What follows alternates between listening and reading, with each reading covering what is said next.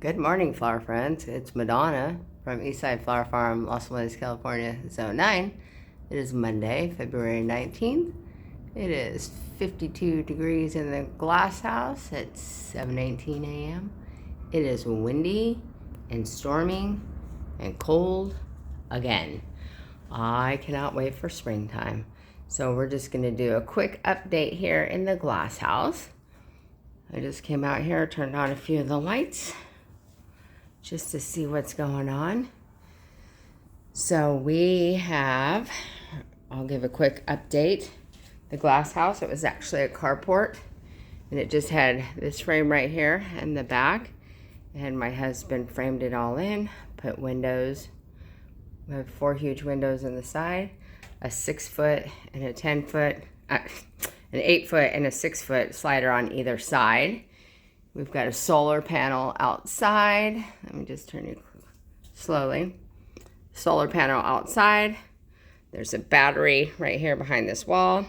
And he set up some switches for lights and fans and insulated the back wall. And it is a beautiful place to be in. And so we have 6 flower beds. This is my first year attempting inside growing.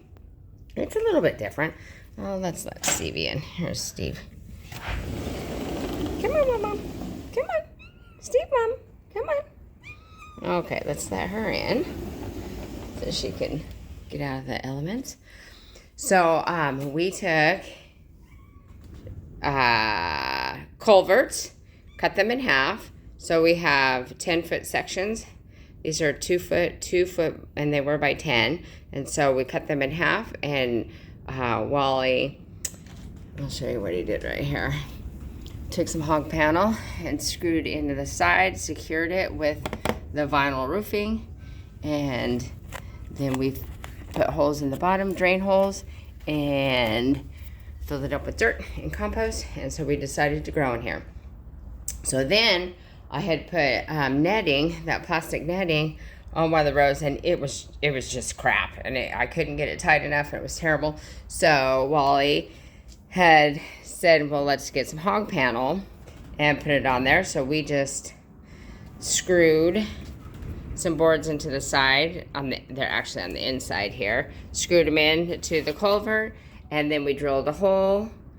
We measured it up, every one of them, it was like 8 inches up, put zip ties to secure the hog panel, and it is perfect. Look how great that is. So it holds up the stems really, really well. Of course, we did not do the tulips. The ranunculus, we did all the beds, and it is just fantastic. So when we're done, all we have to do is snip the zip tie, lift up the hog panel, and just put it away until next year for the next bed. So what we have going on here is, so like I said, it's February 19th, and I've already gotten anemones. As you can see down there, my anemones have already come up. Of course, they're right after Valentine's Day, but that's okay because everything is an experiment in here. Out in the field, I have the same thing that's in here out in the field also. So my anemones out in the field, they're not even remotely as big and tall and flowering like these ones are. So this is the bed of ranunculus. So far nothing here, but they look really, really good. These are freesia. So I have huge leaf and no flower yet. So the ones that I have outside are only about 6 inches tall, but they already have flower spikes on them. So I don't know, and usually we keep these doors cracked almost always a little bit so that the coolness comes in. Right now I shut them because we don't need to hear the wind. And anytime, it's warm, we always open them up. So there's lots of circulation, ventilation. This is my bed of anemones. And like I said, anemones always come up first before ranunculus anyway. But we have some babies coming on here. Look at that purple. Is that just beautiful? And this is going to be a purple too. So they have seemed to like it pretty well.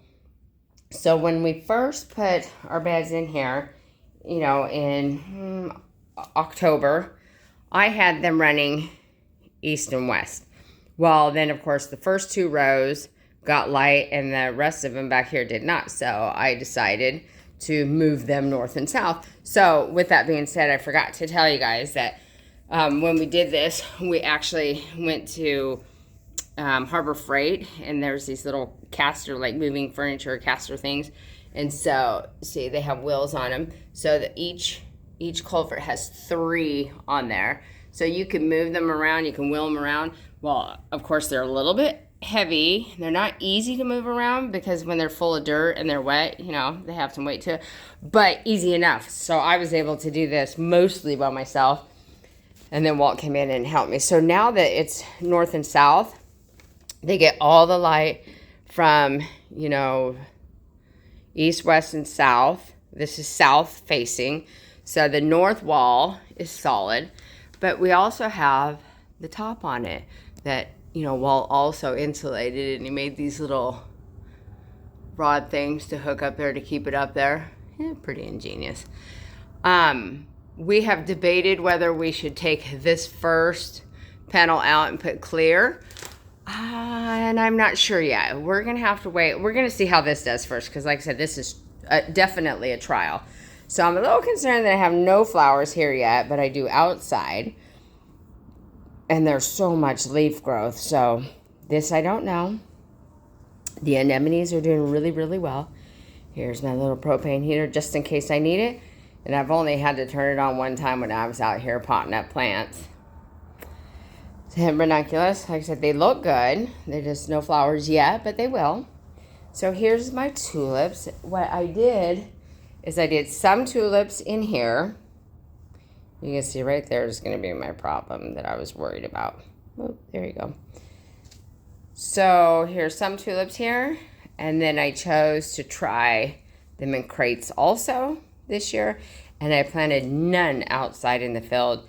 And this is going to be my year where I decide what I can do or not. So all my whites, and I buy pre-chilled. So when I buy them, they're already pre-chilled at 5 degrees Celsius, because we're in zone 9 and we don't usually get the 12 weeks of cold temperatures that they need. And otherwise they bloom short like this. So I'm not sure. All my white ones are, blooming short. So I see 1, 2, 3. See these guys, 4. These aren't going to do me really well. But that's okay, because like I said, it's just trial and error, and I didn't invest like thousands and thousands because I want to see first. These ones are doing really good. These ones are renowned unique. So what I have in the crates, I also have over here in the beds.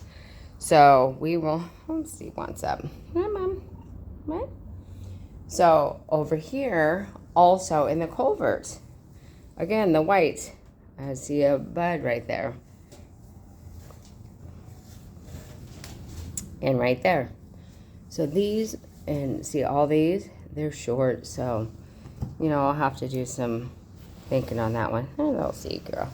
So these ones all look really good. So far, I just see leaf, no buds yet. So, oh, that's not true. This one, so I'm not sure. It might be too warm in here, as opposed to outside in the field. So this might just be a total bust, but that's okay. Because like I said, I did not do thousands and thousands. I just did, probably 1, 2, 3, 4, probably 600. So there's little Steve. See, Mom? She's so pretty. Hi, pretty girl. And then this bed has just gone absolutely bonkers in the white department. So they are ready. I came out here today to actually pick them. So these are actually a little bit late for where I want to pick them. So this part in between the flower and the stem, this is called the peduncle. It's that little, the connector. Look at this, the connecting stem between the flower and the actual stem. And you usually want to cut them when it's about 1/4 inch out, like this one right here. It's about 1/4 inch out, that little tiny section right there. That's where I want to cut it. This one is probably getting to be a little too long. It's a little more, than 1/2 inch between there. Like I said, the flower and the stem. So I'm going to cut these That one's probably out a little too far. So that one, okay. So I'm going to cut these today. I brought out my little jar. The white ones have been really, really happy. So they have done really well, but you know, I really don't care for that one. I love. So I really don't care for the white, and I tried them. It's the caramel white. I tried them this year for the fact that, you know, white's pretty, but it's kind of blah to me unless you're doing an event work or a wedding or you have a reason for them, which I don't right now. And it would have been great, you know, if I would have gotten them for, this one's perfect to pick right there. See, a 1/4 inch peduncle outgrowth. It would have been great if I had like red and white for Valentine's, but I don't. So I tried the white. They're pretty enough. Look at this. They are beautiful. See the little dark button in the center? It is so pretty. It almost looks like a dark blue purple with the white, and it is gorgeous. I just wish I had, you know, like a bunch of those to go with it, but it's all trial and error. So I'm going to cut these today. They look really, really good.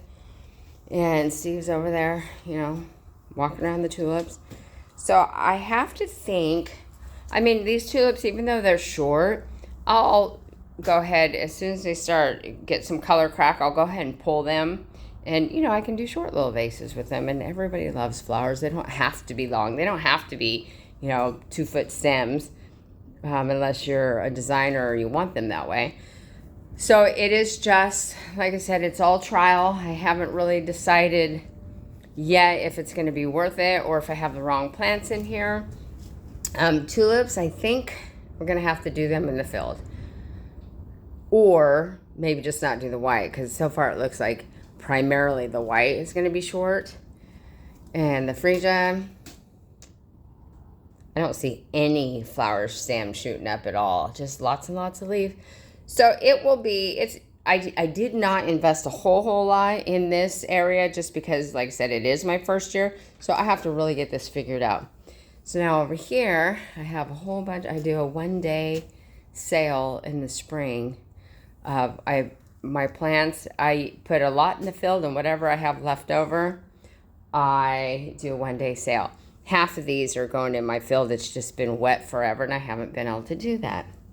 And so down here, I have some dahlia tubers that I'm pre-sprouting. Come on, get up there. There you go. So I have some dahlia tubers that I'm pre-sprouting, and it's too cold in here, so I don't expect them. Look at that pretty girl. I don't expect them to, they won't sprout, but I'm trying to get the eyes on them, so, you know, I can put whatever in my field that actually has an eye on it. And here is my lavender. This is Provence lavender. This is going in my field because I'm going to do a lavender. I'm going to do the Provence and the Grosso or the Grosso. I'm not sure how you say it, but those two I'm going to actually do a lavender field. So that, I'll show you. My eucalyptus. Eucalyptus is so slow, so super slow. I actually had 4. I actually planted 7. And I've only gotten 2 that's grown out of those. These are dead. You know, they're like done. So I have 2 that are going to make it to go in the field with the other ones.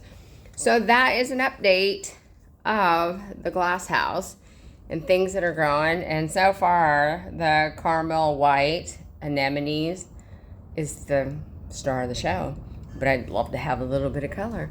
So there's our update. You guys enjoy your day. I'm going to go back inside and find another project to do, because today is not going to be the day to do anything outside. It is super, super windy. It's picking up, and it's just supposed to be storming and raining all day.